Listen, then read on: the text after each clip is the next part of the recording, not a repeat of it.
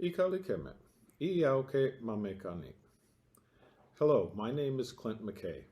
I'm an enrolled member of the Dry Creek Rancheria Band of Pomo and Wappo Indians in Sonoma County.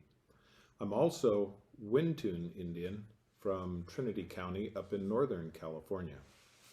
I'd like to talk to you today about a very important part of my culture as a Pomo and Wappo Indian, and that's baskets, Indian baskets. Before I begin, it's very important for us as Indian people to acknowledge our teachers and our elders and those of us that taught us how to do the things that we do and have taught us our culture and our traditions. So for me, my main teachers were my Aunt Laura Fish Summersall, Auntie Mabel McKay, and my dad Floyd McKay. So it is through these teachers that I have been taught and I continue to be taught the ways of my people. So why are baskets so important? Basketry is very important to the Pomo and Wappo people of Sonoma County. And it is because that's the material that is most readily available here. So there are some Southwest Indians down in Arizona and New Mexico, and they have a special kind of clay in their area, and so they have become accomplished potters. So they use pottery for a lot of the same things that we use baskets. And our neighbors up along the northwest coast in Washington, parts of Alaska, Oregon, they have a lot of cedar wood and ivory, and so that's very important to them. They do a lot of carving and things like that. Well, we don't have that specific sort of clay, and we don't have a lot of cedar wood here, so baskets play a very vital role in our culture and our traditions. In fact, there's not one part of our daily lives that are not impacted by basketry. So what are baskets made of? And what are these special plants that we have here that some other indigenous people in their areas don't have? Well, most of our baskets, the foundation or the structural part of a basket, so I'm talking about what's inside these baskets like this. All of the baskets that I have in front of me here that you're looking at is willow, and they're rods of willow. So we take willow sticks, we shape them down, make them all the same size, and that's the foundation for our baskets. If you see the baskets before me, you see some that are kind of tan in color. That tan is a root of a plant that we call sedge. And so we process the roots of that plant, and that gives us this tan color. The basket right in front of me, you can see it's a little bit red. This basket here, the design element in it is red, and that's actually the bark of the redbud bush. And some of our baskets have black design elements like this little one here, and that black is the roots from a bulrush plant. And so those are the main materials that make up our baskets. And you can see here that Pomo and Wappo people incorporate a lot of different type of decorations into our baskets.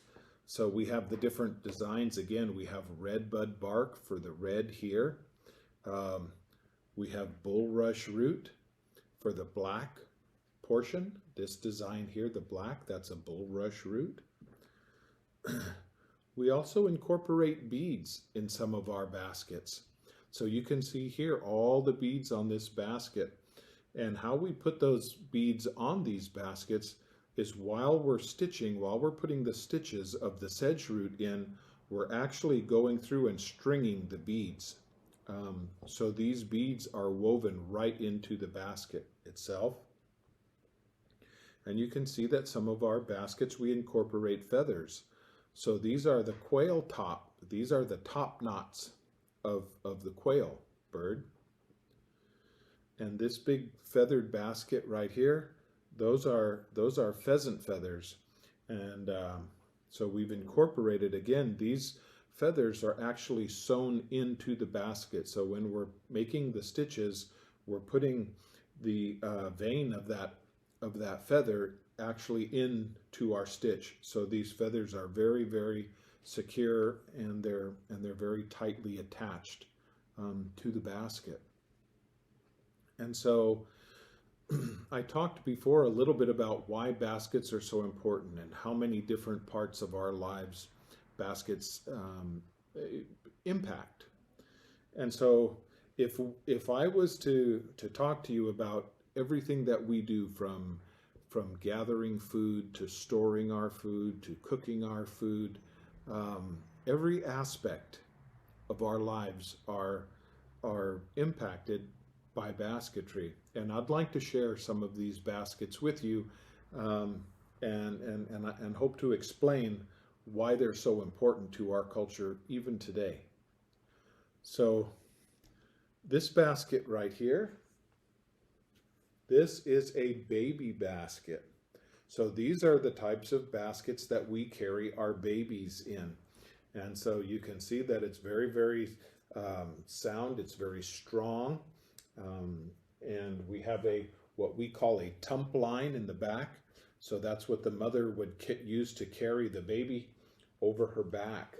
So our babies, as soon as they're born, are put into a baby basket like that. So, you know, some other people have like car seats or bassinets or things like that. We put our babies in the baskets.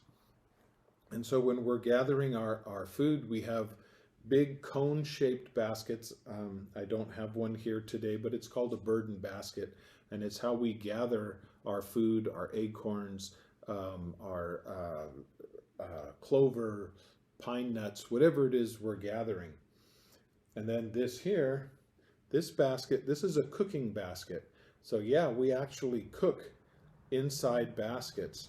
So what we'll do a lot of times when we're going to have like our acorn soup, we'll put some water in here, and we'll put the acorn meal, like flour, in here, and then we get hot rocks. We put rocks in a fire and get them very, very hot. And when we set the rocks in the water, the rocks are so hot that it actually boils the water and it cooks our soup. So this is like our pot and pans. That's what we use them for. This little basket over here, this is a bird trap. This is a woodpecker trap. So what we do when the birds would go into the nest, into the hole in the tree, we would put this over the hole, and when the birds tried to come out, that they would get caught in this trap. Other types of baskets we use, these feathered baskets like this are very, very special baskets. They're gift baskets. This basket here is actually a hair barrette that I made for my wife. So you can see the clip back here. So she wears this basket in her hair. So it's also adornment or jewelry to us. And these little baskets here, these are earrings, and I made these for my daughter, and it was part of her wedding regalia. It's hard to see the quail tops, I guess, against my black shirt, but you can see the quail tops that are protruding from these baskets. These little beads here are clam shells. We use them a lot in our baskets and in our dancing regalia that we wear. That was a form of money to my people. So, you know, a lot of times people are curious about what the designs mean.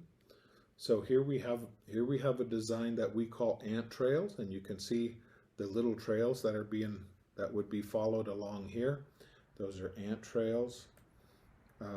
This little basket has a star design on the bottom. This basket here, you can see the flower. So that's a flower design on that basket.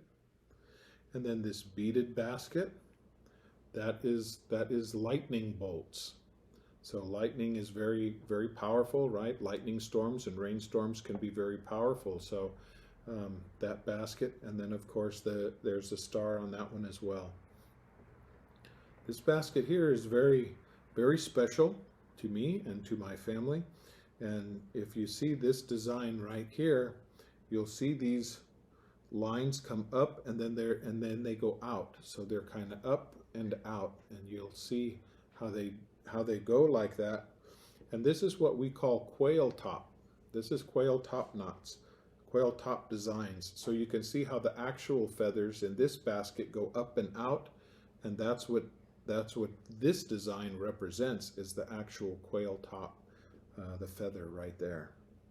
So again, so baskets impact every part of our life from the time we're born throughout our whole life. We carry our babies, we hunt, we fish, we gather our food, we store our food, we cook our food, we eat our food, all out of baskets. The most very precious, precious gift we could give you, besides ourselves, is a basket.